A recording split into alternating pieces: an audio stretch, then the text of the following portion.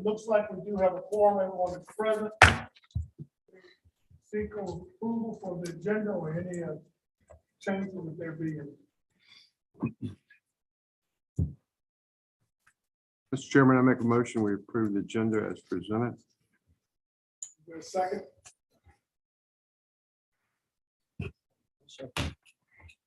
Moved and second, we approve the agenda as presented. All in favor, say aye. Aye. Aye. All opposed? Typically, agenda unanimously. Just looking at February 3rd, regular meetings. Mr. Chairman, Yes, sir. I've read the document related to the mine. I thought it was during the commissioner comments. I don't see it mentioned anywhere in the minutes at all. Is there any way that we have an appetite to please put in there that I read that? I have an appetite to say that was read because you stated, if I recall right, you wanted to make sure that was amended. Yes. Can we add that? Just add the Absolutely. document, I think it's necessary to add any comments. Absolutely. And one other minor issue, November 18th, they, that's sort of reflect today's date. It has been, that has been updated. Yes, sir. Tracy mentioned that she had updated that. Is there any other corrections, additions to the minutes? Move approval with changes as noted. Move approval with changes as noted to include Jason's reading and the new meeting date, or the revised meeting date of today's day. Second. We moved in second, all in favor, say aye. Aye. All opposed? Carries unanimously with the chair voting aye. Is anyone signed up for the public comment? No, sir. Anyone in the public, anyone out there wants to comment? Going once, going twice, public comment is open and closed. Well, folks, we got two public hearings tonight, 5A and 5B. We'll take them in the order that they're there. If anyone's here to comment on these public hearing comments, you have 3 minutes to speak after the county brings those ordinances, those things forward. State your name, your affiliation with being, your address, and we will listen to what you have to say. What I'd like to know is what county person is bringing F5A. That would be Thank Mr. you. Eric Bittner. You are, okay. Eric, for the benefit of the folks that don't know, I don't think you've been in a meeting yet either, have you? No, unfortunately, I was out sick last night. All right, so step up front before we go here. Let's officially welcome you aboard and thank you for joining the Orange County team. If you need anything, we'll be glad to assist. Commissioners are always willing and ready to give you advice. So you need to be really ready and willing to take that. Any other commissioners, we do welcome you aboard. It's kind of, just like you see it, it's just kind of how we do it, you know. We're serious about the business, but we don't try to intimidate you as a new staff member. And anything that we ask you is all professional. It's not attacking you and how you do things. It's how we like to see the county go forward. All right? Thank you, Mr. Chair. Okay. Anybody else? Anyone else? Welcome aboard. Don't go anywhere. Come back and present. Thank you so much. Good evening, Mr. Chair. Before the Planning Commission is ZTA 2201. It is an ordinance to amend the zoning ordinance to incorporate a zoning overlay district for floodplain management. Tracy, can we get the PowerPoint up, please? That would be you on that computer.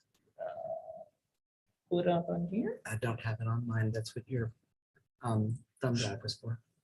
It's on here. It's not on the big screen. Well, I don't know that. I apologize, gentlemen. It's not popping up on my side. I just got the agenda in mind. Who do we have in tech today? Are they listening? I don't know if he's listening. Walker, we like you. Can you guys hear me? I can.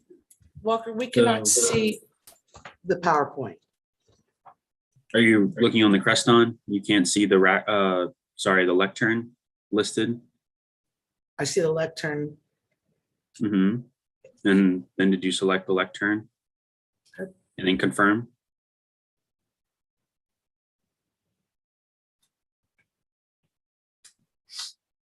Walker is always the ghost of helpfulness. It's weird. It's a little bizarre. He's always the ghost of Got it helpfulness.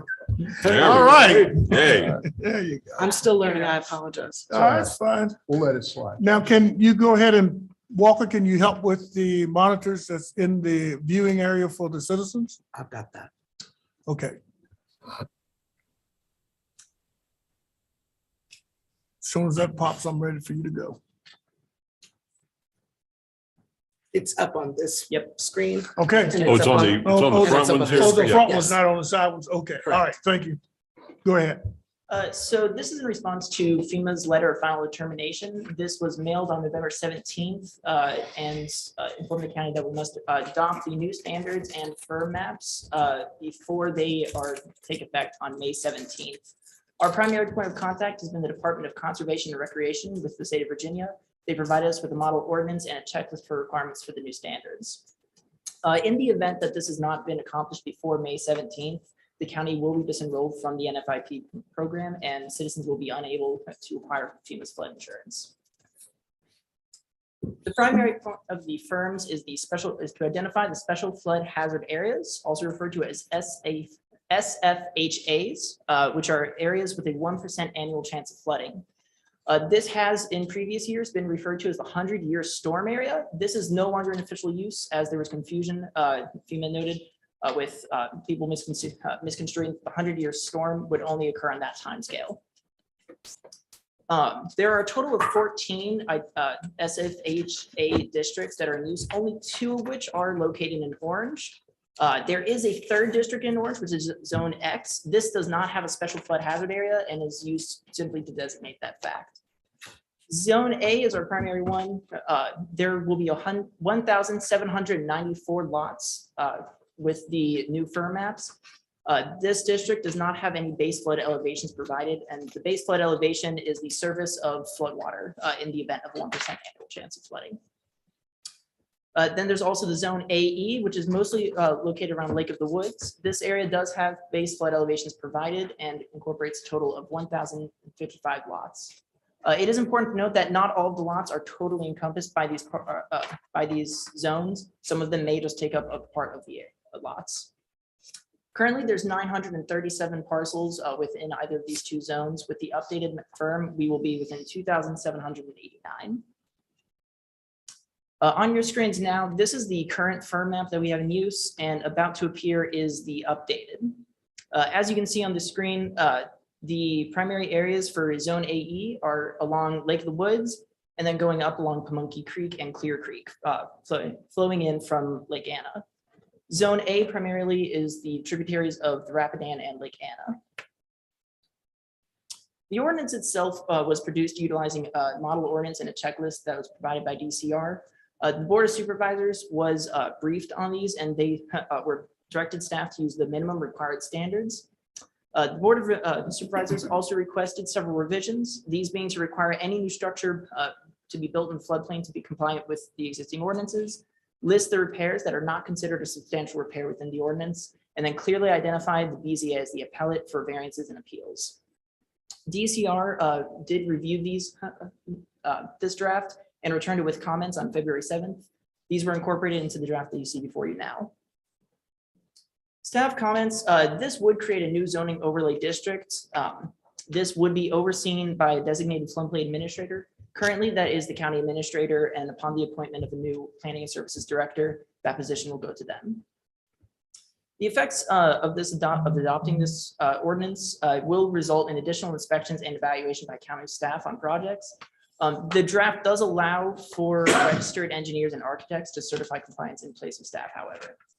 The effects of not adopting the ordinance will result in the county being dropped from the NFIP program and citizens will not qualify for flood insurance.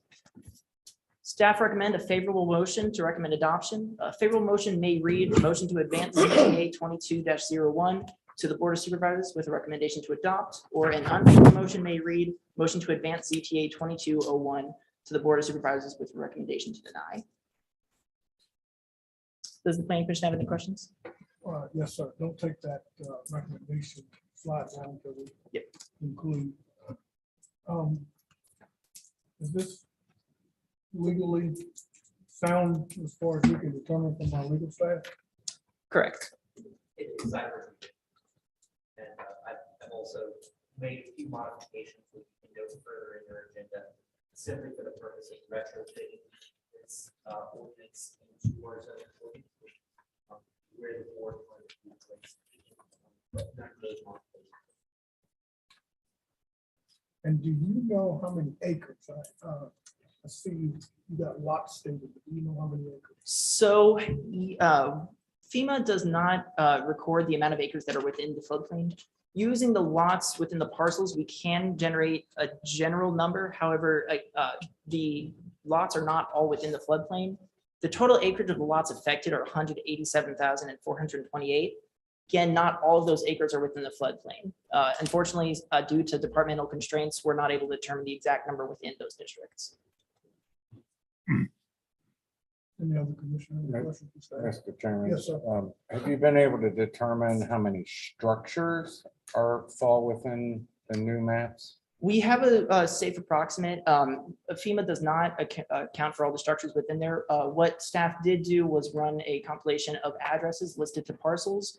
The total of 2,029 addresses are within the district.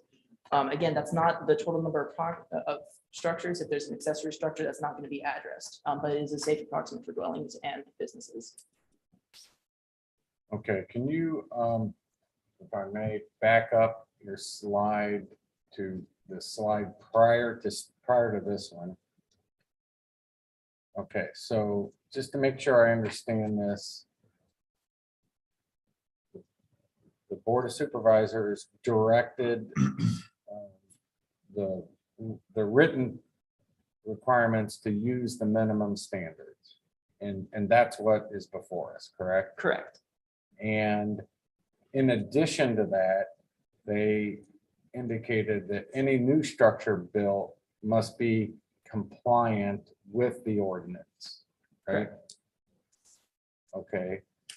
And then can you identify when it says list of repairs that are not considered substantial repairs, are there details on that? Can you point to that? Or is, I'm trying to understand what that means. When the revisions were made, what were those? Do you follow what I'm saying?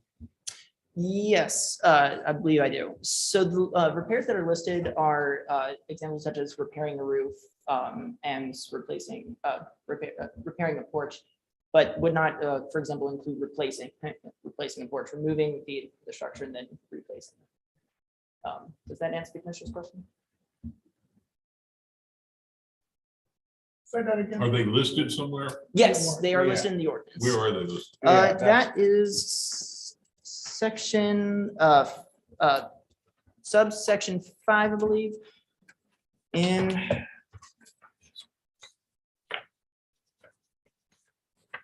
to B. Is there a page number? No, I'm afraid I don't have a page number available for that. It only lists like two examples, right? Like removing of siding and replacing the roof are not considered substantial. So I think your question is, That's where I was going to. This said the list of repairs, but I didn't know, is there some list I'm not aware of? No, those are, that is. It's those two items when that says that those aren't substantial. are not substantial, correct? Right. Correct. All right. And then, But you have to get a building permit for roof, but not. Don't you have to get a building permit for roof? no, No, not a replacement. not a Not a replacement. replacement roof? I guess the next question is, if those are the only two that are listed, then are we to assume that replacing the doorknob on the front door If that's not listed, is that something you could do? So, Kind of where I was going. yeah, so, I'm not sure I have no idea what those guys on the board were aiming for when they said this, because you can't really list all the repairs because there's too Right. many of them. So it does seem, I think Brian brings up a good point. I think maybe we might need to dial that in a little bit more.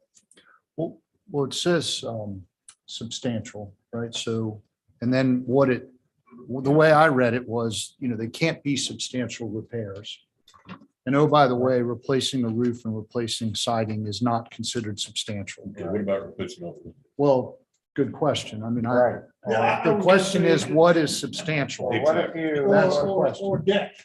A four Right. by eight deck on the back of the porch. if a deck exists and you replace it, to me, that's essentially like the roof. You're just putting back what was there. Right. And so I was just trying to get it, like, if I missed something that I wasn't, that there's, a lot of folks could have questions about, so. Who would be?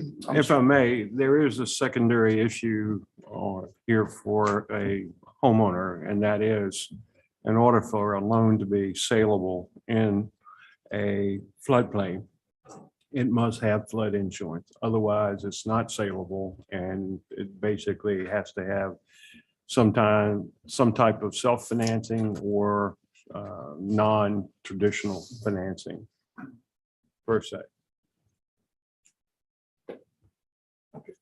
I still have a question. Who determines what's substantial? Like, is that someone in the county? I think I can maybe provide some answers here. If you look at page 31 of the proposed amendment, section KK, there's a definition of substantial improvement.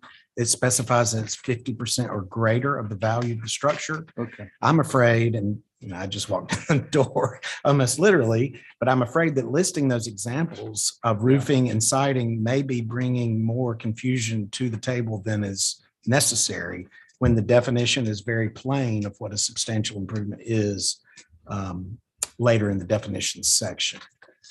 I would, if you would like to leave those two examples in there, I think some confusion could be eliminated by having the words for example in there instead of just listing roofing and siding, because that almost portends.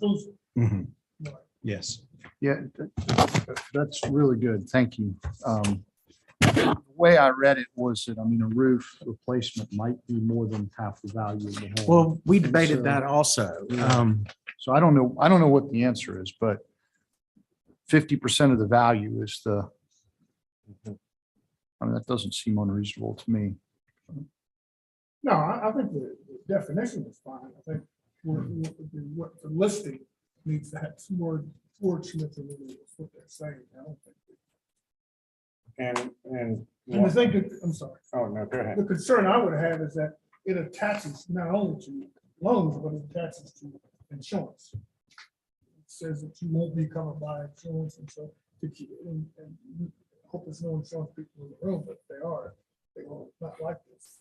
They look for ways not to pay the claim, not look for ways to pay the claim. So they can pull this in and say, aha, that would be my concern. And the only concern. Can we put that in there without that being a substantial change and forward that to the board? Mr. Lamson? Try that sheet one more time. Director of Planning. I would, Good job. my recommendation is leaving the additional language in purple in there, but prefacing it with, for example, or B, eliminating the section A1 in purple completely. And my recommendation would be eliminate it completely because that will reduce, I think, lots of instances of potential confusion. So if we do the second, is that a substantial change that we would have to re-advertise? Okay. That's suitable to you, sir? Absolutely. That was a trick question. I think it was Sure. Say it again? I think it would be helpful if we write down exactly what that proposed modification is. Just the no green. Okay, I can take a stab at that. take a stab at it. Um, What page are you on? I'm on page 22 of the amended ordinance. I don't know what page that is in your packet. My recommendation would be that the motion to adopt be with the condition that section 70-574A1 is modified to remove the phrase replacing roofing or siding is not a substantial repair. Is an example of not a substantial repair or just a? I would just eliminate those words Okay, and fall back to your definition, which is anything greater than 50% So, is a substantial. yeah, I want to be sensitive to what the Board of Supervisors, and I understand what you're trying to say here. I want to be sensitive to what they outlined and why. So they basically have sent this to us and said, here's what we want to put in here, which is the purple language. That's why I was saying. Understood. I didn't know if there was some other list that I did not see. So I was gaining clarification on these, is there something else that wasn't in there? But I'm just a bit concerned that I suppose we could give it to them with recommendation approved to take that out and they could go ahead and put it back in. Yes, sir. I don't have an objection with it being there. It was more, is there something else that I was missing in a because it said a list of repairs. It didn't say the 2 repairs noted. And it actually doesn't, it's actually definitive on these 2 points. So I also think we need to understand that there could be other improvements. They're saying that replacing the roof and replacing the siding are not substantial repairs. But what if I am replacing brick that just goes up 2 feet of stone facing? Is that a substantial repair? Like, where is the slippery slope? Unless it's 50%. valued at 50% of the value of the home. Right. So, My opinion is you're being more permissive and more expansive by not having those definitive examples. Whereas if you leave them in, they're exclusive. There's only 2 examples. right. And The way that's it's why I currently asked the written, and I question. know that's not the intent. Right. I think we ought to take it out. First, I think we ought to take it out because I think we ought to be more permissive. Personally, I'm not be so narrow in the description. And maybe this was just, I don't know the discussion of the board. I think it was probably a good discussion. They were probably thinking this through. I didn't listen to that discussion. So I would be in favor of taking it out if everyone else is, but I'm not, it's not, I don't think this. I don't want to belabor this, but I mean, having done some home renovations on old homes, I can see why these examples would be here, because if you've got a metal roof and you're replacing the metal roof, it could easily be more than 50% of the value of the home. And yet, you want to be able to do that repair and have it still be allowable and still be able to get it insured. That's a great point. I mean, I'm kind of neutral on it. I'm not, whatever the other commission members think. I mean, I read it and to me, it doesn't seem, I mean, maybe if we added, for example, but it doesn't seem restrictive because it just says, I mean, it's basically an example, replacing roofing. To me, it's the opposite because it calls those out as basically, they're good to go. But Okay, I'm okay with leaving it and with that example. And there's going to be a determination that the floodplain administrator will make on this point. And that determination then is subject to an appeal to the BZA. Is that correct? that's right, right. That's the way I understand it. Okay, then I'm okay with leaving it. I just want to make sure there was, not another I sort of list. talked myself back into, Yeah, I mean, which is fine. I just wanted to make sure I didn't miss some other repair that was on a list somewhere. I'm not convinced you talked me back into it though. So that's why I'm sitting here thinking, Mr. Johnson, help me out here a little bit. Where's the board thought on this? Well, I actually think probably if you put the for example in, That's what that I would thought. cover kills it. That's what I thought. Okay. That would I take think care that of would everything. kind of what the Or board- examples include. Oh, that's right. I think the Yeah. for example is what I was after, because what it does, it's just says, okay, this is, could be something there. Yeah. Those are both Yeah. major expenses. Typically, a homeowner comes under. Yeah. That's where I And, was and at. there are two things that could theoretically be more than 50%, That's right. depending on the material of the siding and the roof, as Jason mentioned. So I think that was where the board was coming from on that. Okay, I would.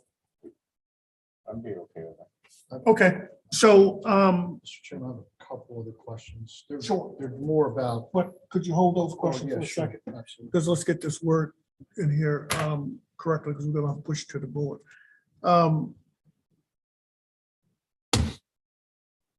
For example, Planning director. for help us example. again. Well, read that Yeah. into us again. Yeah, I think approve as presented with a modification to section 70-574A1 to insert the word for example prior to replacing roofing or siding. All right, okay, so if we may have more, but go ahead. Yeah, We got that. Go ahead, Mr. Capel. I'm sorry. yeah, I was just curious, just more, so this is gonna, it's going to be an overlay district or it's gonna be overlay districts? It will be one overlay district Okay. that is comprised of the Entire firm county. districts. Of the two zones. Mhm. So how does that appear on the map? I'm just curious, when you do the GIS map, if someone wants to go in, is it, I mean, is just the blue and green the zone, or is it like the whole county? So there will actually be blue, green, and then also I believe it's a burgundy on GIS, which is the zone X, and that's designated that there's no special flood I hazard see. area there. Okay. And do these lines conform with the lots, or do they No, cross they do lots? not. They Okay. cross lots. These zones will not encompass lots in their entirety. Okay, so when it comes to structures, it's only if the lot is bisected by this, if you're building outside of it, then you're not in the floodplain. Okay, even though it's the same lot. Okay. So if I'm a citizen and I want to know if my lot is in this zoning district, I'll be able to go to the GIS map and I'll be able to clearly see green and blue, and then purple will be everything not in it, or burgundy or whatever color you Correct. said. Yeah, Yes. okay, perfect. And to just play on that, if I find that and it appears as though a structure may be within, an existing structure may be within the floodplain, the new map, I have the ability to appeal that if I have other information I could bring forward to the BZA.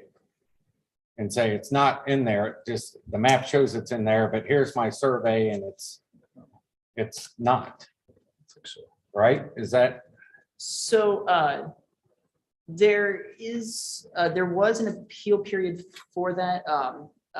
That was November 25th of 2020, where the county mailed out letters to citizens within the floodplain notifying them of this and the firms.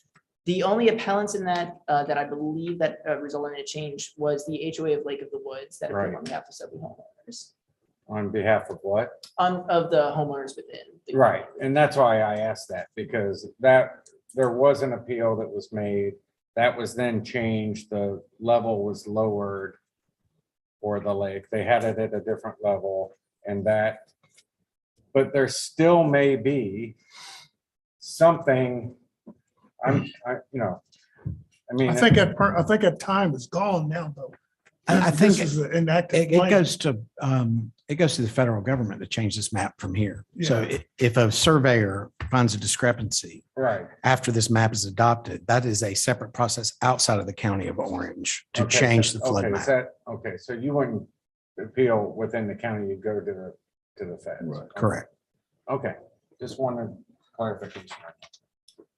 And could you, just the date real quick, like this needs to head to DCR by, This needs to be before DCR, the final adopted version, before the end of March. They will then review it and then forward it on to FEMA for final approval. okay. So we're kind of on a fast path here. Correct. Currently, we are on schedule with the schedule that's included in the staff report. Any other questions? So before us, and just momentarily, Tracy's gonna go back to the recommendation motions. We need a motion in favor of. If you go in favor of, we need to adopt the information that's in that wording. If you, it's unfavorable, then you can leave the motion as stated there in front of you. What page was that again? 22. I'm willing to go ahead and make the motion. Just one caveat. This isn't a complaint. This is a big document. And so I'm relying a little bit on others who've reviewed it. We've got it pretty recently. So with that said, I'd like to make a motion that we recommend to the Board of Supervisors adopting this with one. Okay, motion to advance ZTA 22-01 to the Board of Supervisors with a recommendation to adopt with one minor adjustment, and that is to add, for example, before the word replacing in Article 5A1. Is there a second to that motion? Section 7574. Okay. Just Okay. right below Article 5. So the edit would be in section 70.574 A1. A1. Is there a second? Second. It's been moved in second that we approve it as stated. Favorable motion for ZTA 22-01 to the Board of Supervisors. With the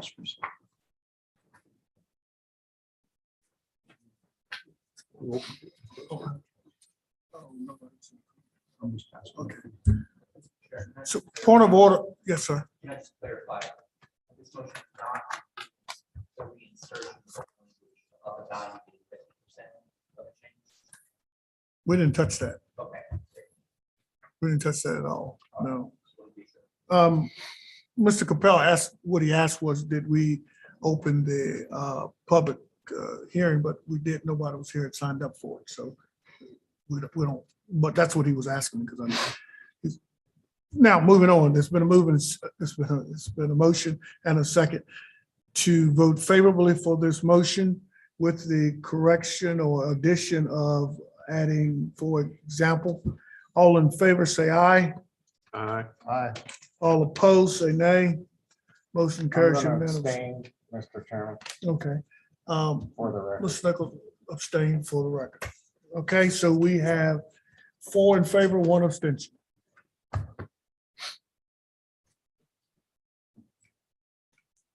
Okay, thank you, sir. Fine job, actually, on your presentation.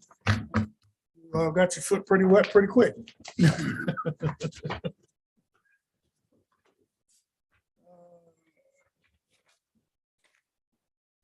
And you will take the task of getting that information in and getting it to the board. Yes, sir. Thank you. All right, moving along with our agenda, we have the second public hearing. STA 21-01 private road standards. Is anyone signed up for that one? We will, no one is signed up for that either. So the county would ask you to come forward and present. Who's presenting that, please? Mr. Chairman, I will make very brief remarks, but Mr. Johnson has agreed to back cleanup for me. So I will introduce this by saying that this text amendment has been proposed by the Board of Supervisors. It accomplishes 2 things: to revise the private road standards for small 8 to 10 lot subdivisions, and also authorize the construction of private roads that were platted prior to April 2018.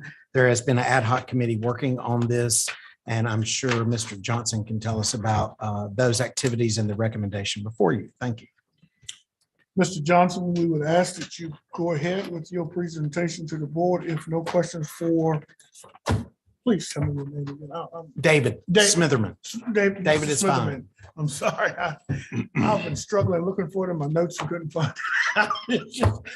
Go ahead. All right, thank you, Mr. Chairman. In your packet are three different documents. One of them pages, I think it's 2 through 9, maybe, are 2 through 8, are basically a history of private road rules in Orange County. It reads like War and Peace. So you have what was adopted in 2008, then what was adopted in 2014, 2015, and so forth and so on. Those are in there for reference. And what the ad hoc committee attempted to do was to make those a lot simpler and make them easier to understand. And I think we've managed to do that. You all are familiar with this issue. You dealt with it for several weeks back in the fall. And then the board decided to have another go at it. So we had to put this committee together. The document that got proposed following advisory committee meeting, that was what that ad hoc committee came up with. The document that was forwarded to the planning commission is the one that's got the red and the strike through, and that is essentially the same document with a couple of additional sections. And these are essentially the county attorney's technical changes. So the practical real world effect of these should be the same, but with one exception. But the red is where the county attorney took something out or put something in that he felt was needed or superfluous. The one change, I think I'm right in saying one, is that in that paragraph A, 11 was changed to 7. And the board did that because it felt that made it more consistent throughout. A lot of times we end up with kind of legacy language in there. And if you don't go through it really carefully, you wind up with strange numbers and clauses. Nobody's sure why they're there. It's because they got stuck in there in 1989 and nobody's taken them out yet. So this is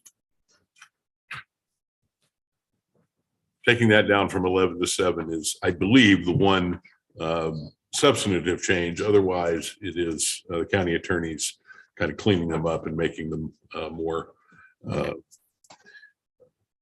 closer to what the code requires. Thank you, sir. Any questions, Mr. Johnson?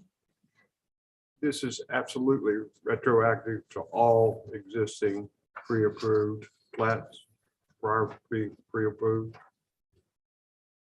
Well, this is any road validly existing before December 31, 2021. Okay. So I'm gonna follow up on that a little bit. Validly existing meaning it was platted, plotted, and presented, or just somebody drew it, saw it, and got it. Approved and recorded would be the standard, I believe. Mr. Lansing, would that be accurate? My understanding from interpreting subsection A is that validly existing road, it has to not only be platted and recorded, it has to actually be constructed in order to obtain the rights that are being described in subsection. Repeat that, sir. Yeah, so in subsection A, this second sentence that we're talking about, any road validly existing, that road has to be active. My reading of that, Mr. Johnson can correct me if the board has a different intent, but my reading of that is that the road has to actually exist, meaning it has to have been constructed. It's not enough for it to be a paper road in order for it to have those rights. Well, What about a right of way? okay, let me jump in here because Address that first, we're address what first? what he just said, because we got section 4 here. That's what he just said. Okay. Any road validly existing upon which property is divided such that the road will cumulatively serve 7 or more lots shall be improved. So that's talking about an existing road. That has to be an existing road. Okay. Okay. And that's talking about where there's a road that maybe has 4 houses on it.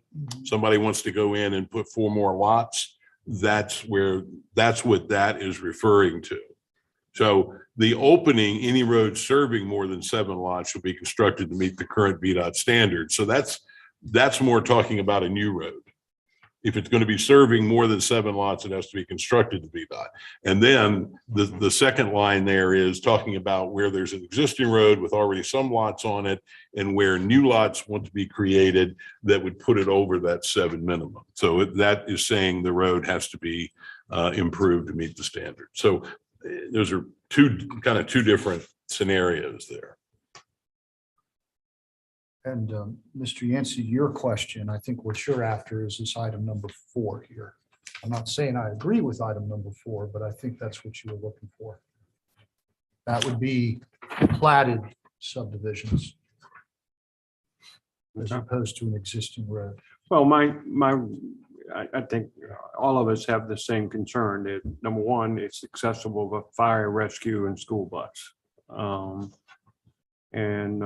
We've got a lot of roads today that are not in that category, and it's a real concern.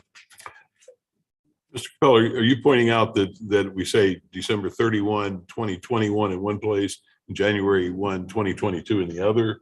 No, I'm saying that this refers to roads that exist. And number 4 refers to roads that are platted.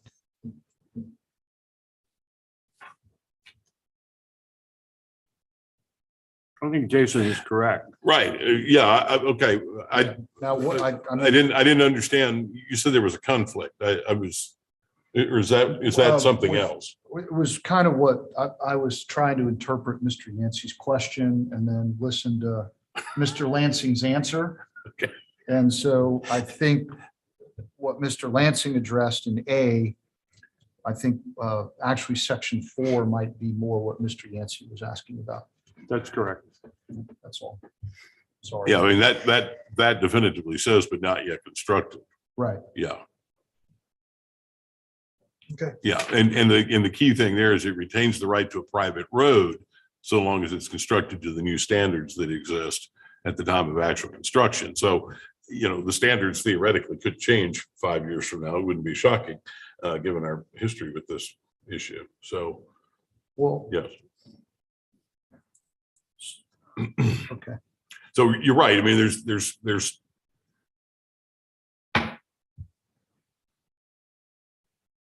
section 4 is speaking to a specific question. That section A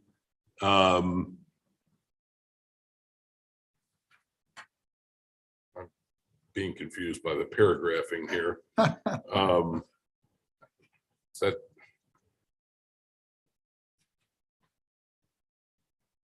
well, those are okay. I'm sorry.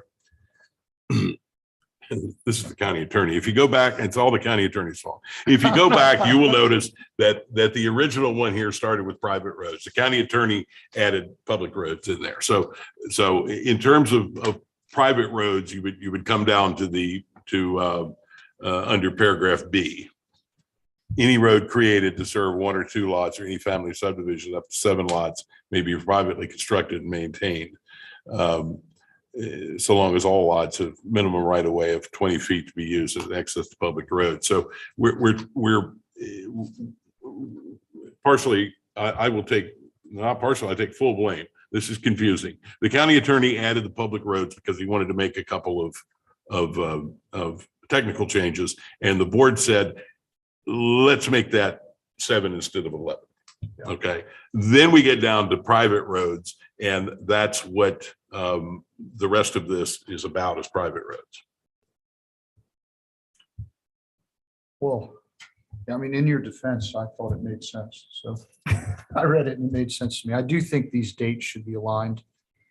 The January 1st. And Yeah, I'm not sure why they're yeah, it's a 1 day I difference. don't know that that's gonna be any step, because it's New Year's Eve and it's New Year's Day, and they're both holidays. Yeah, it's So 24-hour difference. I but don't know that's gonna make any It is real it is- difference, It is but- kind of odd. but I'd say go with one date and let it be, but I don't know. Well, the county attorney put that in, right? Is that He right? may have missed that too. Eric, what do you think? You talk about Tom, we won't tell him. I'm sorry.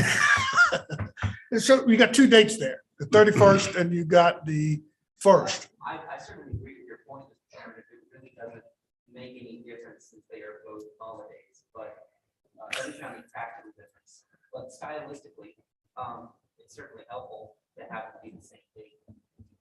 I Well, would they're say not- let's end the they're year not with, both holidays, necessarily. January 1 is generally, but this, New Year's Eve is not a holiday. Mr. I Lansing, mean, tell me, It just isn't. I don't know of any jurisdiction that has it as a holiday. Not making a point, not criticizing, just saying, I do think it needs to be consistent. And, but before we go, I also have a couple other questions. To make sure I clarify. So in section 3, or excuse me, in B, private roads, number 3, it all of a sudden says private street requirements instead of private roads. Again, it's not consistent. That's one item I saw. And another, I'm trying to understand what this means in B, new number 5. So it used to be old 6, new number 5. There are words in there that say in parens, including a family division. I have no clue what that means. Could I be third cousin and considered family? Is that family subdivision? I don't know what that means. Somebody put those words in there and those make no sense to me. And I don't know how we could. I do know there's a definition of family subdivision and maybe there's a definition for family subdivision, how far it stops. But I don't think it says family division, so we just may need to put the word sub. Okay, I was trying to figure out, is there some other No, thing that was but being there is a definition contemplated? of where the family stops and starts. So I do know that for a fact. It's just that we probably need to put the word sub in there. You agree? I do, Mr. Chair. If you look at subsection B, number 1, under that, it does refer to family subdivisions. Right. And So I just think it's- in harmony with this, I think. I think it's just a typo if nothing else. Okay, I just wanted to make sure, was there some other thing that the Ag Hoc Committee came up with that was important for that I wasn't aware of? Okay, so. They wanted to make sure you were reading. What? They Yeah, wanted- yeah, right. I think they know that by now. And, okay. Go ahead. yeah, so. I mean, I think this is a decent compromise. And I'm left to my own druthers. I wouldn't do everything here, but I think this is actually a pretty decent compromise. I think, the ad hoc committee came up with something that's reasonable. It's not too far. So I'm personally, these changes, these minor things are really good. The only thing that I would like a little more clarity on is this proof roll thing. And so we don't have that defined. I think we should. VDOT has some guidance on what a proof roll is. And it also, VDOT usually has it done by a third party. So I don't know who would do would that be the inspector who would do the proof roll test? Or would it be a third party? VDOT also, they have, Yeah, I mean, this would not be VDOT because these are private roads. VDOT Right. doesn't have any part in that. And we've actually discussed that and kind of talked about how to handle that. So you make a good point by lighting on that and asking those questions. Well, I want to back up I want to know who's going to look at 2 in its entirety. Do we have staff? I'm not against this, but do we have staff that can make sure this exists? What are you asking? So it says we got the 14-foot minimum, the surface of, it's got the requirements that you must have. Is staff prepared to make this inspection? I don't really, I'm all for it. I'm just, do we have anybody in staff that can do this? Proof roll is one thing, but are they gonna go out and measure the road? Are they gonna Well, check the I mean, gravel depth and the current requirement, Mr. Chairman, had those things in it? had, yeah, that and a whole lot more. And I was told nobody was really checking. Well, I think part of this is, Eric, help me out here, but I think part of this is the county says these are the standards. If somebody goes out and builds a road and tells us they built standards and they lied to us, then we will have some recourse to come back on them if the road fails. One of the things that we've talked about is we really need to include road bonds. So that's why you've got this item F, a road bond in amount sufficient to cover the construction of the road. So to an extent, I think where we came down was, we're going to leave this up to the developer, but we're going to have a bond. So if you don't do this right, Then we will send the we're gonna come engineers back in on and do the checking to make sure the proof roll and all was done. because the other option essentially is to either have a county engineer or hire an engineering firm to go out on every one of these things and see if they're putting down X amount of gravel and so forth. You could require the applicant to certify that this has been done by a professional engineer. Well, yeah, and so what I was thinking, so the proof roll, basically you take a loaded 10-ton tandem truck and you drive it on the surface and you just look, if it leaves a dent, Yeah. like that's not good, right? So they have to, and I think a proof roll would actually, it's actually a good idea because I don't know if you'll have 8 or 7.5 or 6 inches of aggregate, but But the proof roll will indicate it. if it withstands a proof roll, that's a pretty Who good. cares? I don't object, and I don't think the board will object if there is a provision put in here that, that the developer has to have it certified. Yeah, what I would suggest is that the way they'd certify is a third-party inspector. And it doesn't have to, apparently there's inspectors. Yes. I don't think they're crazy expensive to come out and do a proof roll.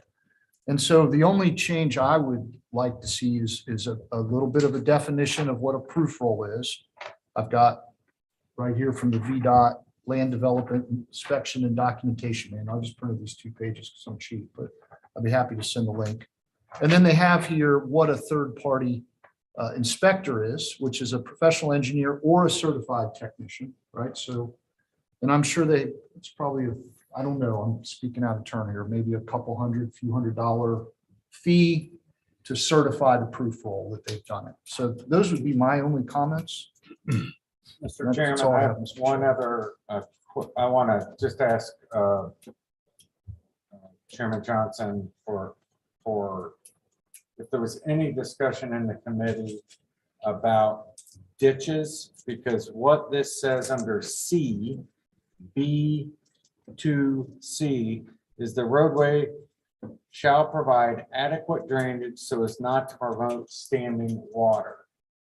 And I will tell you, without a ditch, like just a 14-foot wide roadway, I have great concern that there is, the whole issue with roads, the stability of roads is you can't have water. You got to get water away from the road. That's like road 101. Okay. If water's on the road, it will deteriorate far faster. And the best way to have water on your road is to not have a ditch. And it doesn't have to be, a 10-foot ditch next to it, but I think we are setting up private, whatever these owners of these lots, 1, 2, or up to 7 individuals, they're going to have problems with this road if they don't have proper drainage. This says, well, we just don't want standing water. Okay, so guess what? We're in a storm. We're in a whole different scenario with storms now, and there will be standing water without a ditch. And therefore, they will violate this provision. I can guarantee it. I mean, I can tell you from 35 years working in roads, that this will get violated and their bond will be, we're sort of setting it up for failure. Now, I don't know if this was discussed. I'm just telling you what I think about this. If it was discussed and this is what the board wants, then they can do it. But I can tell you there will be problems down the way.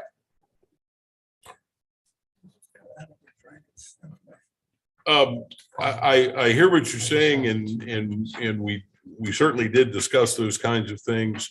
I think that language is similar to what we've had in there in the past.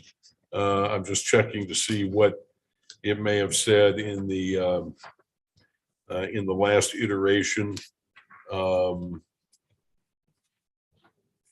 It says all culverts and other means of drainage for private roads should be designed and constructed in accordance with VDOT road and bridge standards. So that's language. I guess that's the current language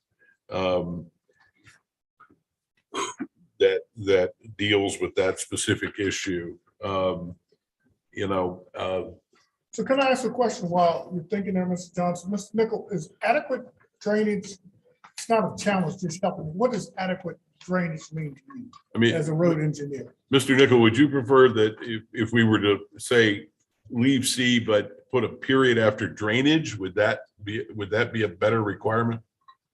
Well, I'm just concerned about, and I think we all know this has gone through a number of iterations, and so I'm doing a bit of Monday morning quarterbacking in terms of this particular issue, but I have concern about it because I'm not sure the prior way we were doing it was good.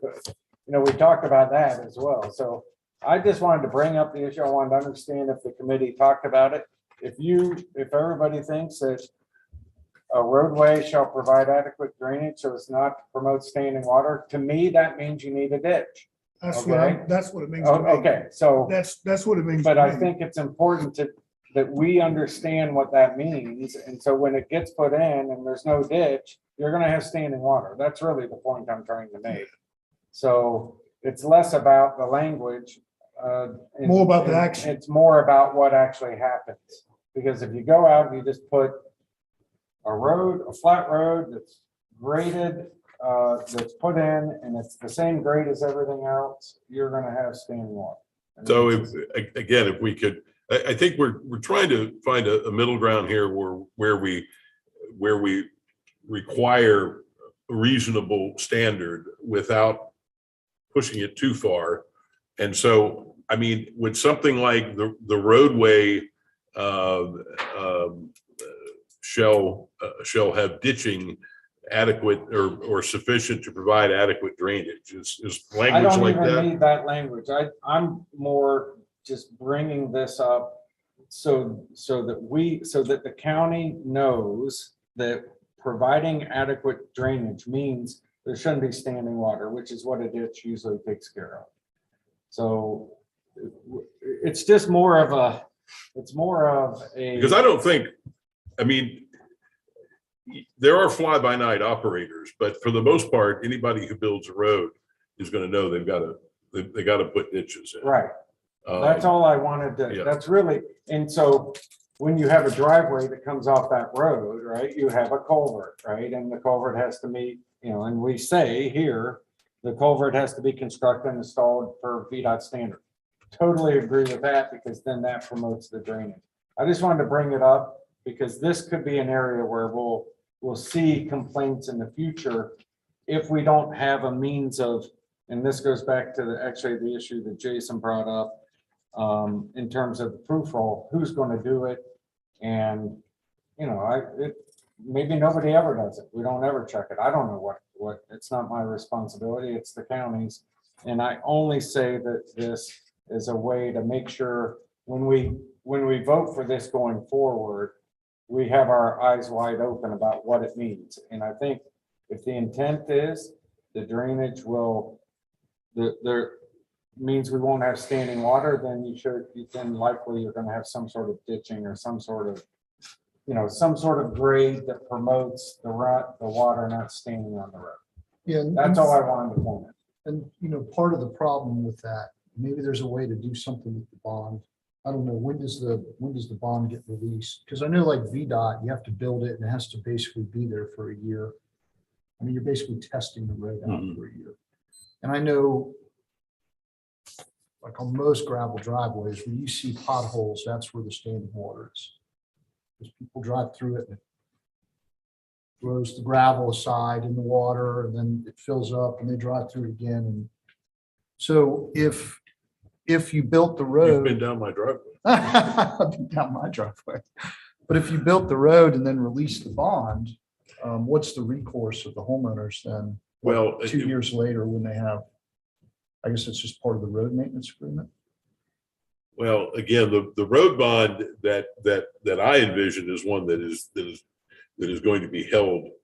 A lot of road bonds are just until the road is built, but in this case, the idea is to have a road bond that the county would actually hold for perhaps 36 months. Right. So we get a feel to make sure the road is going to. And I'm okay with that.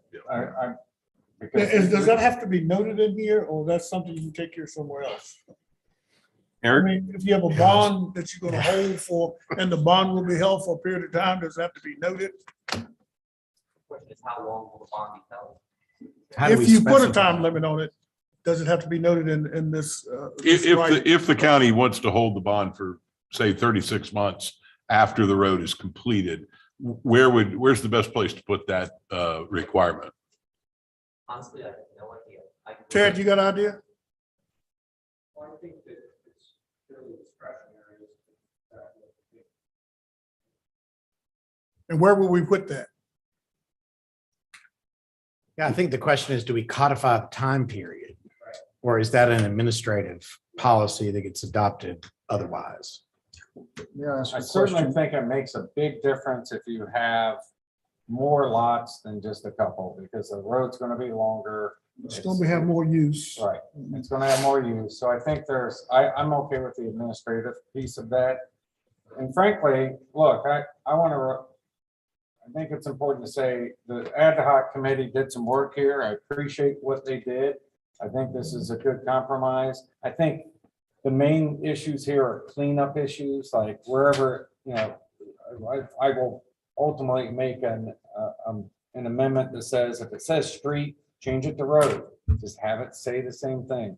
And then at the appropriate time, and then also to change that division, family subdivision, just to add the word sub.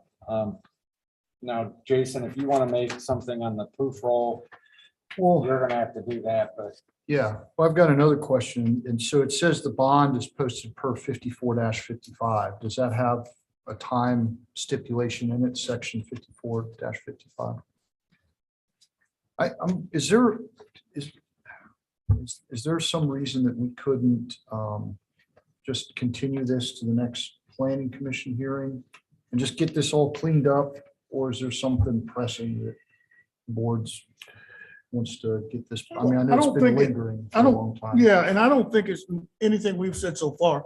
It's not something we can work out tonight and get to the board. I Well, really do. I think, well, I have no idea. I mean, so let me just play this out. So one of the things we ran into, When is the next meeting? When is your next meeting? April 7th. April 7th. so one of the things we ran into, and I assume this is part of the bond, right? It was like, oh, you're the first house in, so you get to pay for the road. I can't remember what the administrative thing was. It was something crazy. So it seems like the bond would kind of protect that, protect those owners to make sure that when they buy the lot, that road is going to be built. But I mean, some of these things drag on for years, I mean, it might be 10 years before they build that 6th lot. And so maybe that'll be incorporated in the road maintenance agreement that, I just don't understand all the timeframes here. So I don't know if, Well, I mean, you put your finger on something, and no matter how much time we spend on this and how many pages it takes up, there's going to be situations that aren't covered by it. So Yeah. to an extent, anytime we adopt something, we know that it's got Sure. flaws. My suggestion would be that you make any changes to this that you think are you absolutely have to pass it on forward. And then also on questions such as the road bond and your question about section 5455, include those as you all have done that in the past. Those are- Memorandum of Yeah, checkouts. you all basically let the board know that you're concerned about these issues. Yeah. Would ask the board to, Okay. Yeah. Well. and I will certainly take that to the board and make sure they understand, I would that these were rather us concerns. move it forward. Personally, I mean, look, I know the committee worked on this and that's my sense here. Frankly, if something is not right, we can come back and. Yep. And do something different. And Well- and you always have that. I just agree on all that. So here's just what I want to know. So the first person walks in and they say, okay, I'm ready. And they're going to get their bond. So like, what do they need? It says here, sufficient to cover the construction of the road. So they got to submit something. Someone's got to determine what the cost of the road is. And then someone's got to determine how long that bond's going to be held for. I mean, I'm just trying to walk the dog here, like the first person walks in, like what's going to happen? But is that not administrative, not so Well, legislative? I don't know. I mean, I hope everything's here that would allow them to properly administrate it. I don't know the answer to that. It seems a little, well, parts of it seem a little nebulous to me. I mean, I think we need to leave that administrative because if we go into trying to legislate Okay. that, then we've boxed it I'm completely. not saying legislative. Well, that's the different functions of what we do. If we do it here, it's legislative. They do it as administrative. I'm just using the term for it. I Well, just kind of if let them do their job. I I mean, think you're right, because if someone walks in and says, I'm building a private road for 7 lots and it's a mile long and it's $100 to construct it, I mean, that's just on its face, not gonna pass. I just want to remind everyone that we're sitting here because someone walked in and I didn't hear. like the administration of this. So I'm just trying to make And- sure we're, and they made We're us thinking work for this 2 through. years to fix this. well, they didn't, yeah. So I mean, it's not like they got away or they didn't get away. well, I mean, these kinds of situations are already in there. So you've got we take road bonds now. Yep. And I presume it's done on a case by case basis. I Okay. mean, I'm What is fine it based with- on? I'm I fine believe it's based on notating. land disturbance, the extent of land disturbance. So what's the max and what's the minimum, I guess would be the question. The least amount you could get charged and the most amount you could get charged, I guess. The standard 5455 discusses the estimate should be provided by, this is about subdivisions though. It shall not exceed 25% of the cost of the estimate, or 25% of the estimated construction cost. Then in the road bond section, which is 5456, it discusses road bonds or construction and maintenance bonds, but it is specifically related to VDOT roads. Well, and you just said something interesting. So this says a road bond in an amount sufficient to cover the construction, and that says 25%. Yeah, but that's related, that's really does not apply to roads. I think that is specifically for subdivisions. So it says. 5455. 5455, so that may be something we need to take out too, then, if it's not adequate. I mean, if it's not, Well, Correct. this is kind of like, I would say this, there's some, like the proof roll, like that's something I want to add, the ditch or the conforming of the language. I mean, I'm fine, we want to push this forward, but I would ask you administrative folks, like you really need to walk through and pretend that someone's going to come in and start asking you about this and get that input to the supervisors And then, our intent here is to make sure we don't have roads that cause people Dave, can you do problems. that? Yes, we can forward a recommendation that these matters be handled through an administrative policy and let the Board of Supervisors adopt that policy. Just, But I would also, I did make a mistake. okay. I didn't read the previous section, which says that the bond amount shall be sufficient to cover the construction of all improvements, and any such bond must be issued by, anyway. But it's 100% of the construction Okay, cost, 100%. and that has to be certified. That cost has Okay. to be certified by a professional That's great. engineer. Okay, Yeah. okay. And that is in the county code. That's where you That want makes this. sense. Yeah. So So- we did. Mr. Chairman, can I make a minor, I'll just make my amendment that it's a pretty easy amendment to get this through. So at least for this portion, I would move that we amend the submitted road and access standards to replace the word street wherever it says street with the word road. So it'll say, instead of street construction standards, or private street requirements, it's private road requirements. I don't know how many of those there are, if you could, there's several of them, but any of those, just replace it. And then secondly, as a second piece, let's change under B, new 5, the word where it says including a family division, change that word division to subdivision. Move that amendment for consideration. Would you accept to your motion, just for clarification while you're doing that, to make those two dates the same date? And make, I'm sorry, and to make the two dates the same. And I would just use the January 1, 2022. Okay, so yes, all three of those items as an amendment to that. So there's a motion for us to move affirmatively with this proposed road and access standards with those No, correct. the motion is to change the language, not to move the full thing forward. I want to make my motion is to make those 3 changes to the existing language. Okay, Because if we don't make them, I'm going to vote no. So, but you can do all that in one motion too. no. But we'll do it this way. It's not Okay, so the happening. motion is to change all those 3 things. Is there a second? Can we go over the 3 things again? Yes. Because I don't think. So the we- first thing is to change the dates to from December 31st, 2021 to January 1st, 2022.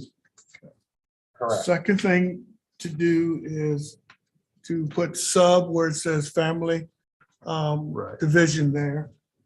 And the third is to Change the Change- word change- street change to word. to the road. word everywhere there's street, put road throughout the document for consistency.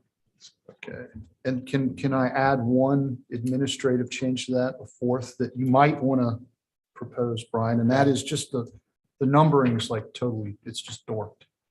Right, it starts with A. That's part of the reason we're having problems talking about it. So it starts with A, and then it goes to B, and then 1 is underneath private roads.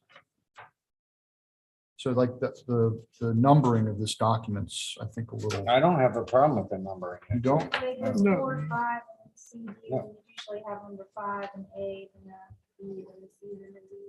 Right. No, because, wait a second. Well, 4, I think it's a little confusing. Normally, numbers are Yeah. preeminent over letters, and in this case, letters are preeminent over numbers. numbers.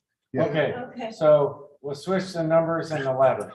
Well, just like, just Okay, clean- we just got- clean up okay. the format. All right, we got all 4 now, right? We've Yeah. got, let's see if I get this motion straight here. We've got a, But honestly, I don't know how the rest of the subdivision ordinance is done. I mean, No. this may be the same way the rest of the Yeah. subdivision ordinance is done, so I don't know that it's a good idea to change that. Okay, What would legal counsel I'll retract recommend it. I'll retract it. on the numbers and So letters? generally with the subdivision ordinance in the whole county code, we have capital letters forming subsections, but that doesn't really work with the formatting of this. Because it starts with a list, road shall be constructed and maintained as follows. So I think that idea of inverting, of switching the letters and the numbers sounds fine. So that A becomes 1, B becomes 2, and then B1 becomes 1A. and so forth. I think that's fine. Mr. Lansing, can I retract it? Like, I'm just retracting that. Like, someone just needs to look at the form. I agree Like, whatever. that the A for public roads should be a capital A, Yeah. because then you get down under 2 and you get little A, Right. B, C. So, yeah, I do think the section should Okay, be so- capitalized. So for the motion purposes, we're going to stick with the initial 3, but here's what we understand generally, that needs some wordsmithing and numerical and alphabetical tweaking. Can staff do that without us going into motion with it? Right. It would make it easier for them too. So you can clerkily fix that administratively. But now, restate your motion and I'll ask for a second. Okay, so the motion is to amend the language in what is before us to change the December 31, 2021 date to January 1, 2022. The second item is to change the word division in new section B5 to subdivision. And the final one is to change the word street, where it's a small street, where street is small case. So there is one place where it's a secondary street acceptance requirement. We're not changing where it's capital street, but where it's a small case street to small case road. Is there a second for that? I will second that. And Mr. Chairman, just to be the stickler for procedure that I sometimes, and these kinds of motions do have to be in writing. I have made Mr. Nichols' motion in writing. Now, if you would like, I can repeat it. Would you repeat it and then we will vote on it and then we would ask for a roll call vote since that's there, please. This is something I can copy. Mr. Nichols moved to make 3 changes, make the 2 dates the same, January 1st, 2022. Place family division with family subdivision and replace the word street with roads. Roll call vote, please. Mr. Capel, Aye. Mr. Brooks, Aye.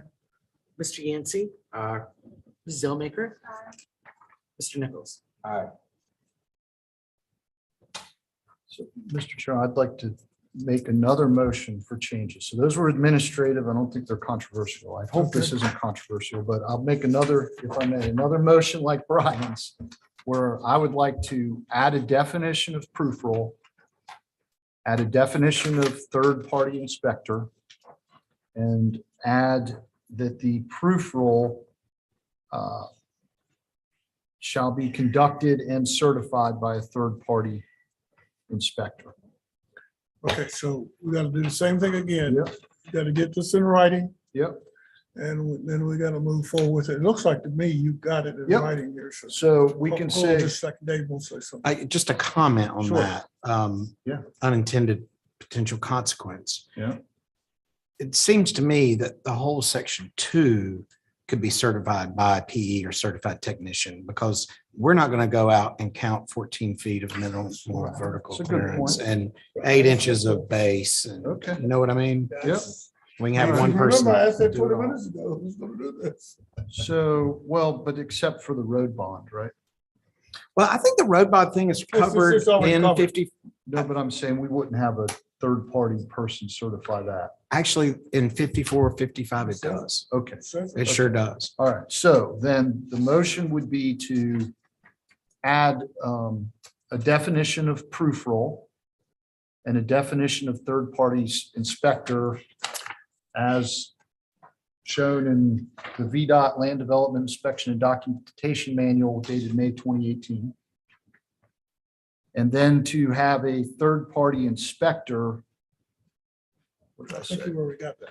a third-party inspector certify items 2A through 2F.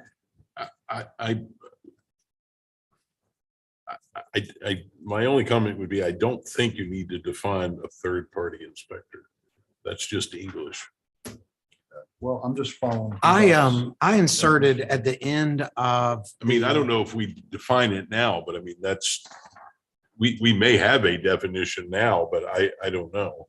I don't think we have a definition of proof roll, but certainly there are lots of definitions in our subdivision and zoning ordinances. Well, I mean,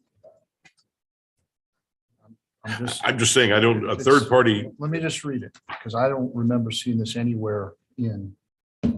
Third-party inspector means a professional engineer or certified technician inspector supervised by a professional engineer who's been hired by the developer to provide a level of testing inspection on the project equivalent to that for a VDOT project, and who has no relationship otherwise to the developer or the contractor.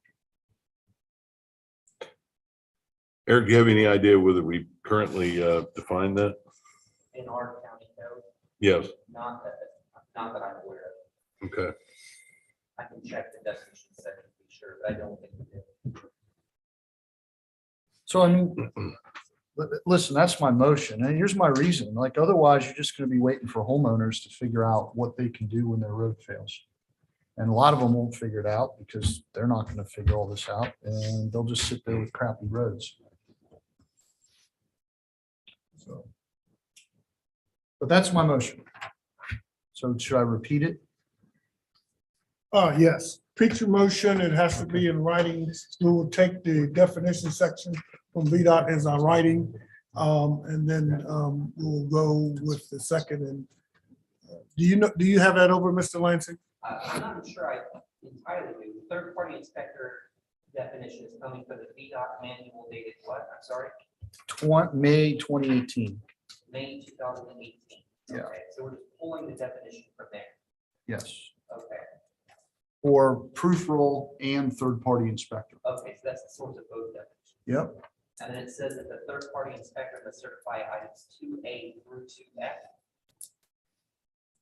Well, I mean, honestly, I mean, I would say, I mean, the road bond, that doesn't really understand. I don't really understand why we'd have the third-party inspector.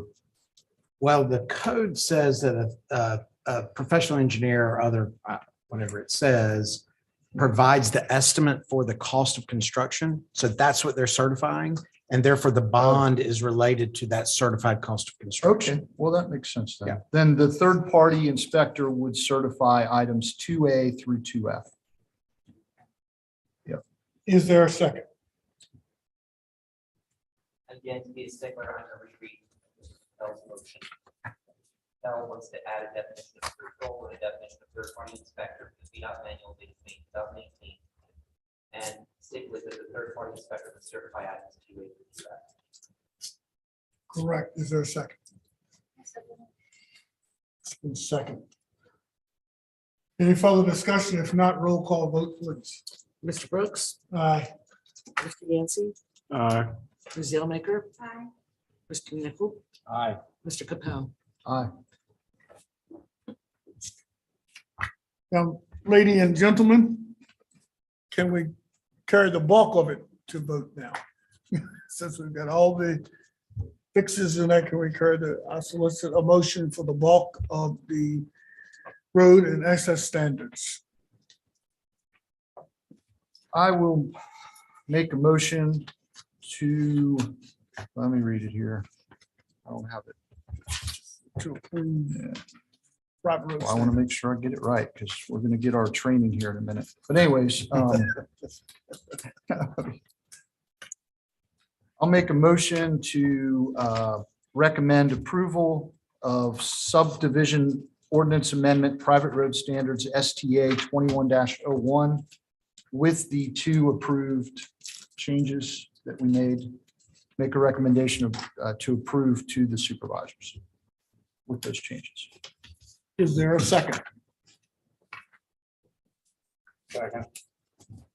It's been moved in second that we will approve with the two previous motions. We would ask for a roll call, please. Mr. Yancey. Ms. Zellmaker. Mr. Nichol. Aye. Mr. Capel. Aye. Mr. Brooks. Aye. Thank you, gentlemen and lady. We shall move on. Mr. Lansing has a work session for us. And I've told Mr. Lansing we need education, but he didn't have but 20 minutes to educate us. I told him 15. I have the unfortunate burden of being one of the last things between you and y'all getting out of here. So let's make sure I can get this done fast. Well, Eric, I wonder if I can, no, I think I've got this.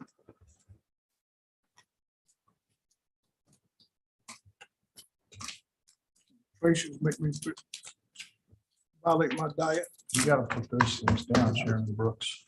We got it right. I'm tearing them up there. There's so much noise going on over there. I can't hear.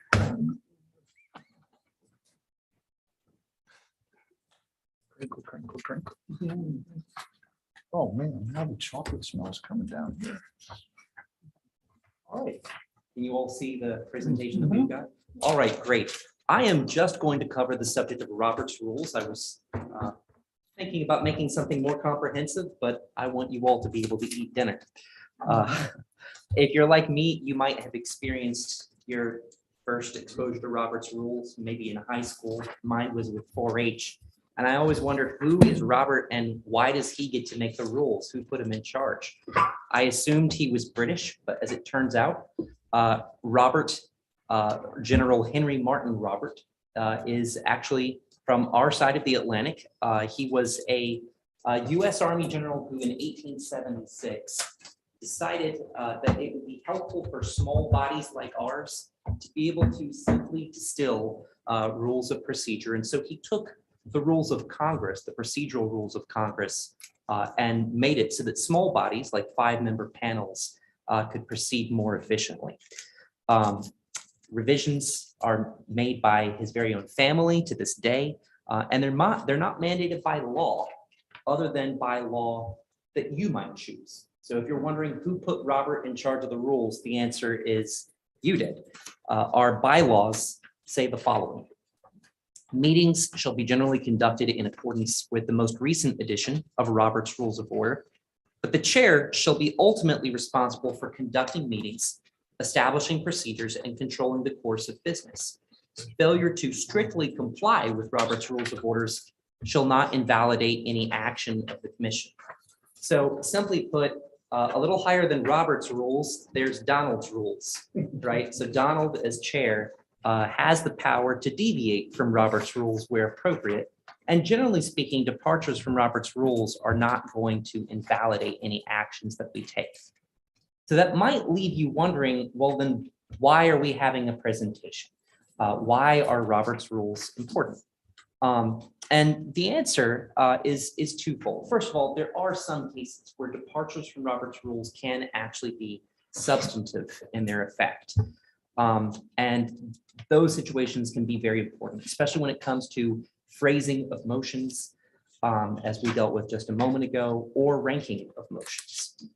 But then second, even to the extent that they're not substantive, Robert's rules are important for simply allowing public bodies to streamline their rules efficiently. They're kind of like the trains on the track. They constrain you, but they help you get there faster, right?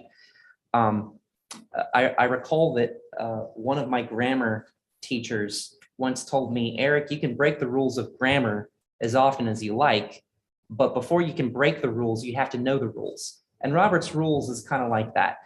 It can be efficient to break the rules, but it really behooves everyone. It's helpful to know what rules we're breaking and why we're breaking before we start breaking.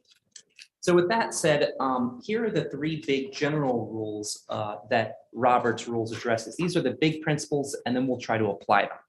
The first is take up business 1 item at a time. The second, that seems simple enough, I know, but in practical effect, it takes hard work to do that. The second is promote courtesy, justice, impartiality, and equality. The third is the majority rules, but the rights of the individual, the minority, and absent members are protected. So let's work through those and see how they actually apply when the rubber hits the road. Robert's rules tells us only one main motion can be pending at a time. And before I go into that, can one of you help me with this question? What is the difference between a main motion and a secondary motion? Can someone give me an example of what a secondary motion is? Without cheating and looking at your notes. I can. Sure. How about well, I guess it wouldn't technically be secondary because we didn't do any second, but the administrative changes we made to the road ordinance. Right, so amendments that we just dealt with a minute ago before we could actually recommend what we had amended. That's a classic example, yeah. So classic examples are of secondary motions, are motions to amend, refer to a committee, postpone, and postpone a motion. So you have to deal with the secondary motions first. Simple summary of that is you have to progress with the agenda like it's an outline order. So motions to amend something have to be disposed of first before you can actually address the thing being amended. Members take turns speaking. We all learned that when we were in preschool, right? But Robert's rules insists on a very exact way of applying that. It says only one member can be assigned the floor at a time. No member speaks twice about a motion until all members have had the opportunity to speak. I know very few public bodies that are really punctilious about that, about those latter two. I'm sorry, Mr. Chair. Blow that one up the water. Well, many public bodies do, so you're in good company. I can say though, I have seen public bodies that are really strict about that. And it's amazing how efficient it produces for conversation. Rather than tightening the conversation and making conversation too difficult, it actually really allows things to flow. And I think that reading those latter two rules kind of begs a question, and that is, if we're really going to strictly apply all three of those questions, then how is it that we can promote important, necessary interaction between members, right? Because members do have to interact with each other, and we don't want to apply these rules in a way that prevents that. So generally the rule is, if we're strictly applying Robert's rule, is that one member has the floor at a time, and every speaker after that speech has the opportunity to ask any questions. So if members are going to interact with each other, usually that takes three forms, right? One of them is asking a question. The other is agreeing, and the other is refuting what the other person said. So the first of those, asking questions, can happen immediately after the speaker is done making his speech on the floor. Any member can ask questions that are necessary. The latter two, agreeing or disagreeing, can happen when it comes to the next speaker's turn. The second general rule that we're applying is promoting courtesy, justice, impartiality, and equality. The way the rubber hits the road for that with Robert's rules is that members rise to be recognized by the presiding officer and don't speak out of turn. Members always refer to other members and officers in the third person. That might seem a little silly. And again, it is a strict application, but there is a reason for it. The reason for it is to ensure that the very natural human response of being addressed by another person doesn't provoke the natural response of speaking back and thus having an exchange that's out of order. In debate, members don't crosstalk or talk directly to each other when another member is speaking. All remarks are made to the speaker. So a point is made to the chair. I address my point to the chair, even if I am addressing maybe a point that is made by Mr. Capel. Members keep discussion to the issues, not personalities. That's kind of obvious. And when correcting a member, the presiding officer doesn't use the member's name. It simply says, will the speaker keep his remarks to the issue at hand, and so forth. Members speak clearly and loudly so all can hear. Members can use a microphone if one is provided. And members listen when others are speaking. You don't need me to say that. Rule number 3, the majority rules, but the rights of individual, minority, and absent members are protected. That's the third general principle.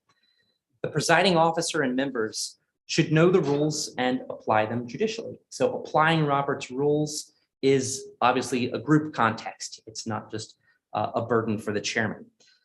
correct only major infractions. Members' rights aren't being taken away and an infraction is minor, raising a point of order to correct the infraction isn't necessary.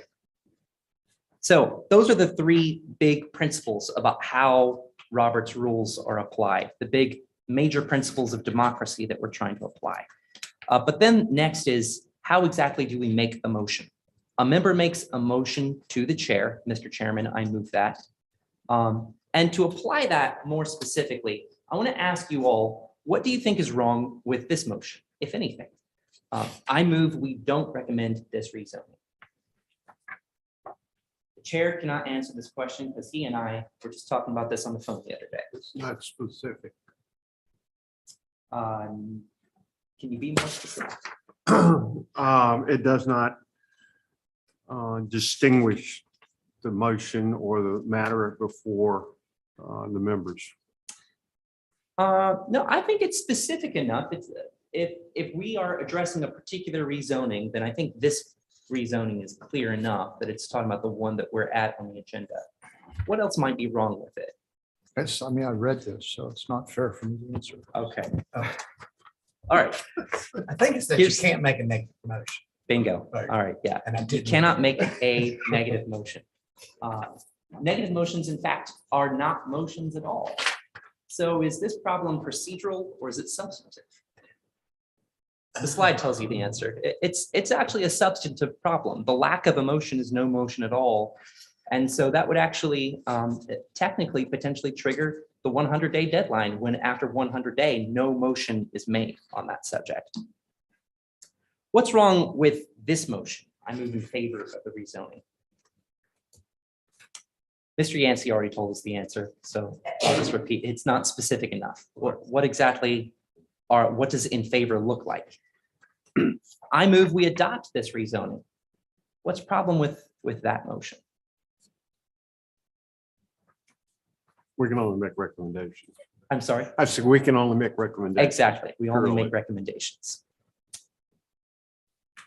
The motion should be stated in the positive. This is the general rule and should be clear and specific. So for example, Mr. Chairman, I move that we recommend the denial of this rezoning application. The second is that a member seconds the motion. What is the purpose of seconding a motion? Why do we even do that? So you I mean, can if we vote, then discuss- we know there's a So second that's person. it. That's it. Discussion, so you can have discussion. Yes, yeah, exactly. And that's what we interesting get because out of that's, whack. that's the opposite of the way, and again, you're in good company. That's the opposite of the way just about every public body I know does it. But under Robert's rules, the purpose of seconding a motion is merely to say, I think we should talk about this. It doesn't even mean I agree. So hold up, I got you there, but if we're gonna learn, I gotta ask a question. So county presented, staff finished. Is there any questions of staff? That what's always promotes the conversation that you're saying should go to the discussion part of the motion, because we would have to then bring the staff back as well as applicant back in a real-time world. So if we have to have a motion, then a second to discuss it, then I can't ask staff anything until that's done, and I can't ask the applicant anything until that's done. Yeah, it's interesting to try to find out how to apply this in the zoning context. Yeah, But I mean, how do I do what I did today? You know, how do we do what we did today? yeah, Help me with that. I would think that if we were trying to apply Robert's rules as strictly as we can in this context, then as many questions as necessary can be asked of staff. And then before individual commissioners start taking the floor, you would have to have a motion. And then whoever makes that motion would be the first commissioner to speak. Unless it, well, except only in the instance that it's seconded. So, for example, Yeah. Jason could make a motion and we could go, to ourselves, I know you're making that motion, but I'm not seconding it and no one else is, and it dies at that point. There is no discussion, correct? That's right. The lack of a second kills the discussion. Does it kill the discussion as well as the question? Does it kill the discussion as well as the approval or the recommended approval for the motion? That's the question. I Oh, asked. that's a great question, and it's one I was about to pose to all of you. Now, you I will- go ahead and answer it to me. So I'll answer it since you shot first. Before you go there, I mean, Congress has hearings. I'm sorry. Congress has hearings Yes, and they discuss things before any motions are made. sure. So we're doing public hearings mostly. Congress doesn't follow Robert's rules. Oh, they don't? I thought you said it was derived from that. It's derived from Robert's rules. It's a simplified version of it, but yeah. Just follow me. Because it's a little bit, the reason I asked that, it was a little bit, this is helpful, but it's a little bit, Restricted. yeah, we're changing the model. And Yeah. we need to know how to conform within the model.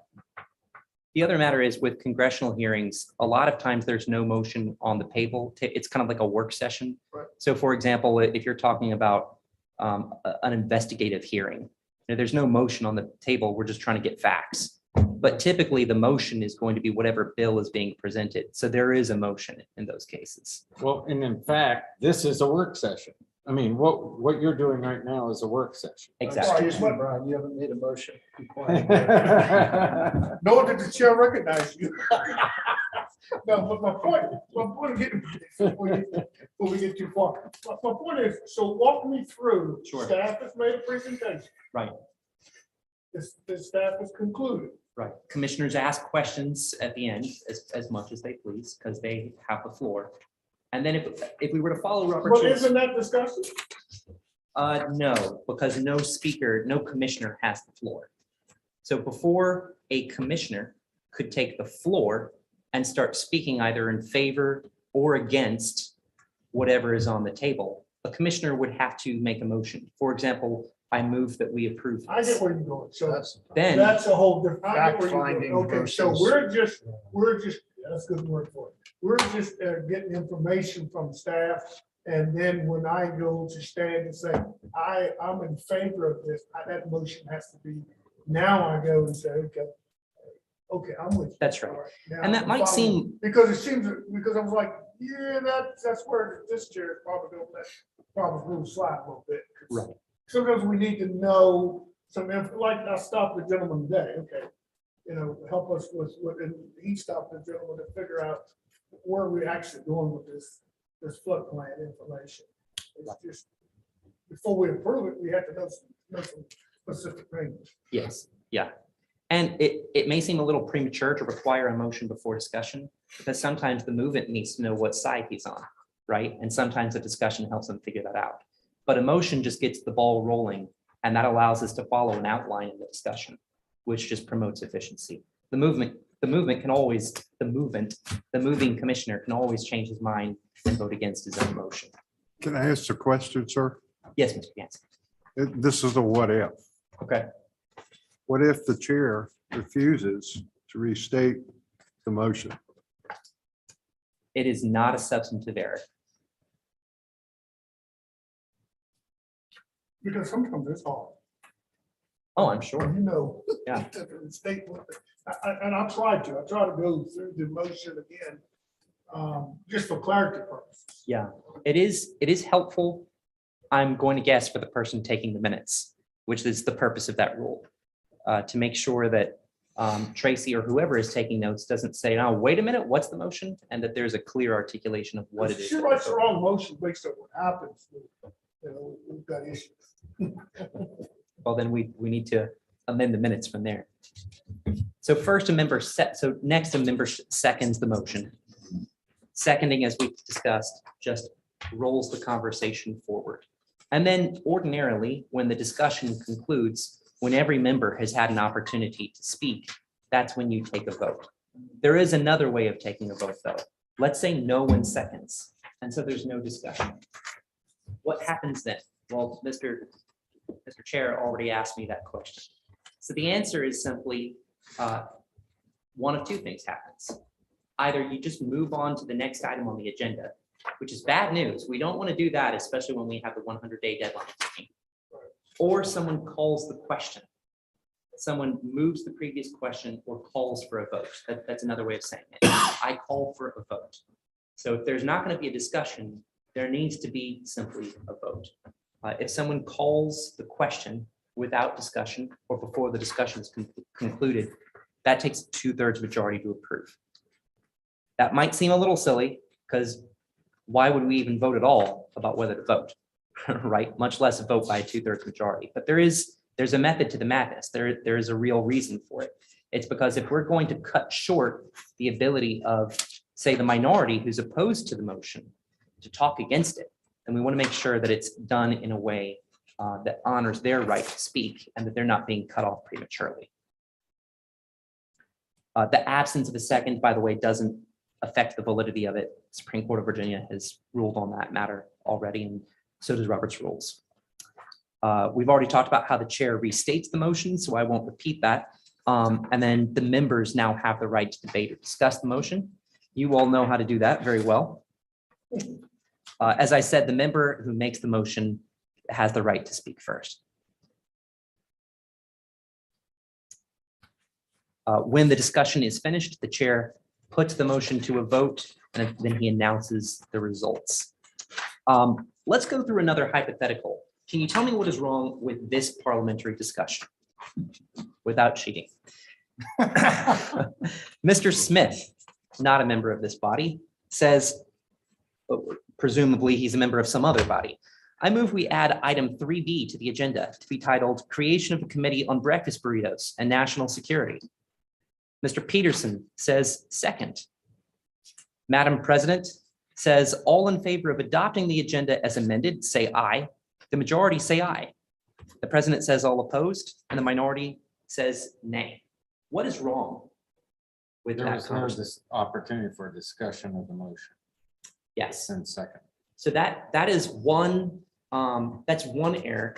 That's what I would say is quite likely a very minor error that we're not going to worry about. Usually what I've noticed, at least with y'all, is that when I see requests to amend the agenda, there's not really a need for a discussion. So it's a technical deviation from Robert's rules, but it's not a big deal. This one actually is kind of a big deal, though.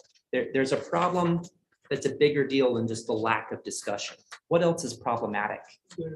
Nobody's been published, the agenda's been published, and if you change it drastically, then the public has not. Start with the new agenda. You're getting there. There's a Finish it. No. All right, great. In light of our limited time. The problem is the president says all in favor of adopting the agenda as amended. Well, the agenda hasn't been amended yet. There's no amended agenda to vote on. And this launches us into the distinction between a main motion and a secondary motion. The main motion is the agenda itself. The secondary motion is the motion to amend the agenda. So first, what ought to be happening is that we ought to vote on this motion to add item 3B to the agenda. Only after you've voted on that amendment can you then vote on the agenda as amended. Does that make sense? And that actually can be really important at times because there may be circumstances where a substantial number of the members of the body are in favor of the agenda, but they're not in favor of the amendment. And so their rights are affected in that circumstance. Well, and that's to also, it prohibits a surprise, like someone coming in and adding something in to, for their purposes, not for the purpose of the body. Exactly. You all have heard of a poison pill, right? A poison pill in legislation, you slip something into there that maybe that a substantial number of people don't like. So what this is doing is it's adding what is at least potentially a poison pill.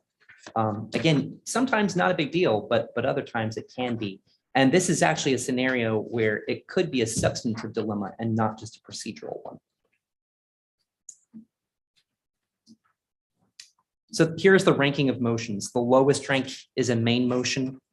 Secondary motions include, you can read the list, motion to amend, refer to a committee, postpone. I won't go through them all, but all of those are secondary motions.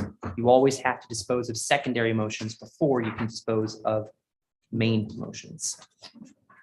I think that gets me within 20 minutes. Am I right, Mr. Chairman? You did extremely well and was well presented, and it was a good refresher or a initial teacher. I see where we need to correct how we amend our agenda. We do that completely wrong. So we will fix that.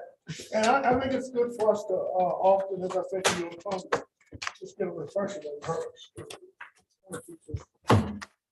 Thank you so much. Any questions of the legal scholar for the day? Yeah, just, so these are a guide, right? I mean, we're not, I mean, there's certain things in here that we have to follow, but if we don't do everything exactly right, it doesn't put our decisions in jeopardy in court. Is that a true statement? Yeah, for the most part. Yeah. If you've ever seen Pirates of the Caribbean, it's like the pirate codes. They're Yeah. just general guidelines. But there are some situations, as we mentioned, with the way a motion is phrased, or sometimes the way it's ranked, those can be substantive. So like one thing I see here, Mr. Chairman, that we might use is when we get a little heated and we've been discussing too long. Someone can just say, I'm gonna call a vote. And if 3 of the 5 people say, yeah, we're gonna vote, we're gonna have this discussion, and that discussion ends. Yeah, that's a. It would have to be 4 of the 5. in this- Pardon me? It would have to be 4 of the 5 who are willing to proceed straight to Oh, a vote. right. Because calling the question requires a That's not 2/3 really majority. No, I know my commissioner. Thank you, sir. Thank you, We Mr. Chairman. certainly appreciate it. We have any new business? Any old business? Johnson is left. I neglected something when I started, so I will do it just before the planning development report. We welcome Dave aboard as our interim planning director.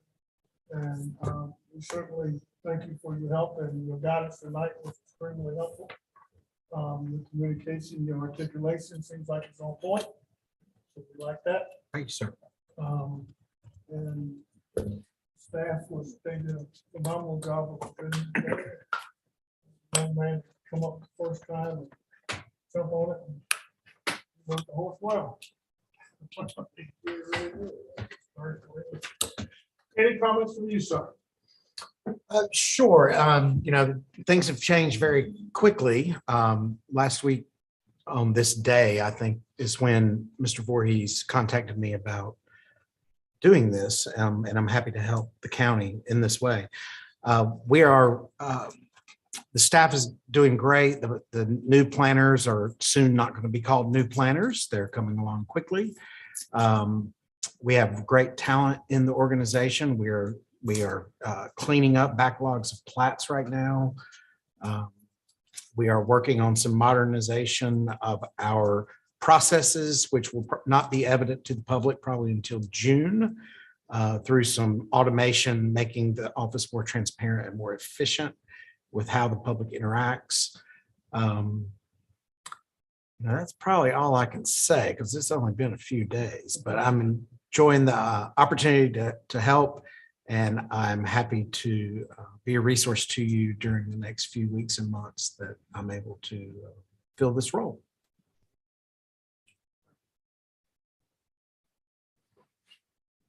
Got anything? What the lady sound like? Who's gonna go first? Nothing. Okay.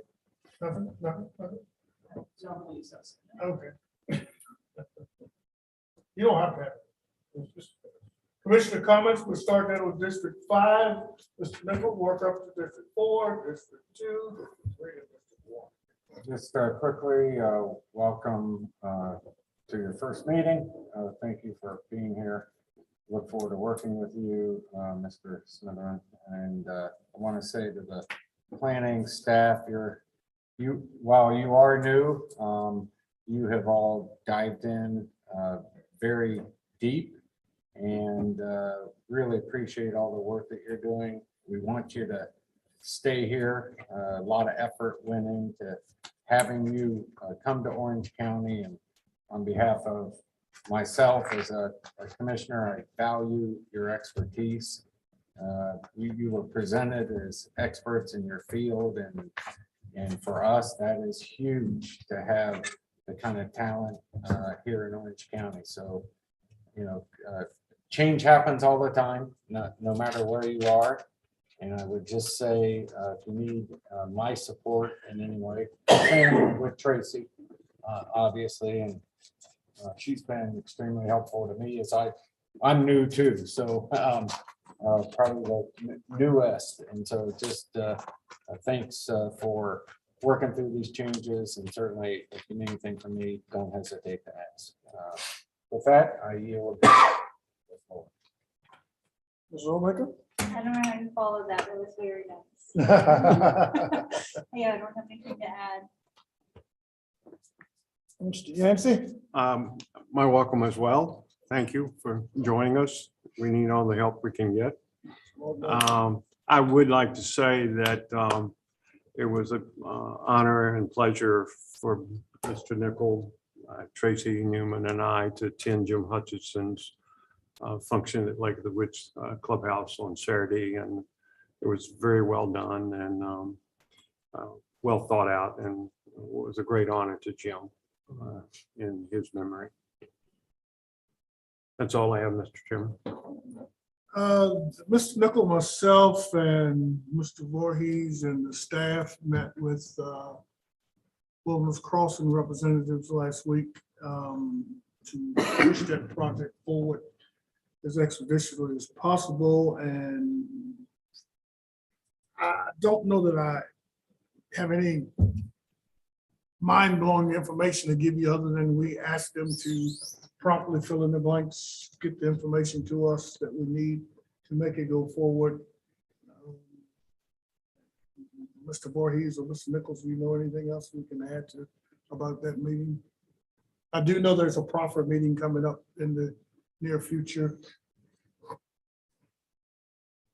Thank you, Mr. Chairman. Ted Voorhees, County Administrator. We did reach out to the applicant's agent and requested a meeting on just the proffers. We wanted to see them. We knew they were supposed to be extensive and try to work through them. That was at the request of the two board members who were at that meeting. I did so, and we kicked some dates around, but the applicant still has not submitted those proffers yet. So we're still kind of in a holding pattern. We'll wait receipt of those. That's what I have. Questions? And again, thanks staff and thank you all for moving in. Eric, again, thank you for the training session. I think it was, and staff, when we say we thank you, we truly do thank you for what you're doing.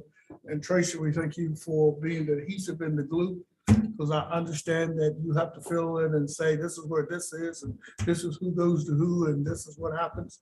And it's already been reported to me that you've done an excellent job of greeting the new staff and trying to make it work. So we thank you for that. Mr. Capel? Just to echo everything that Brian said to the staff. If you need anything, reach out. We're always there. One comment on Wilderness Crossing. I don't feel like the county should be anxious for them to do anything. I just don't think that should be our posture.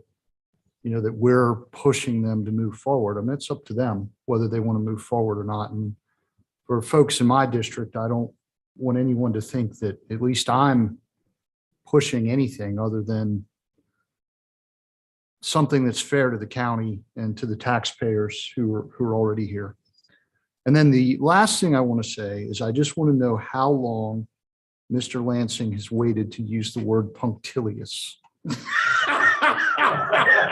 Has that been how much of your career have you been waiting to use that word?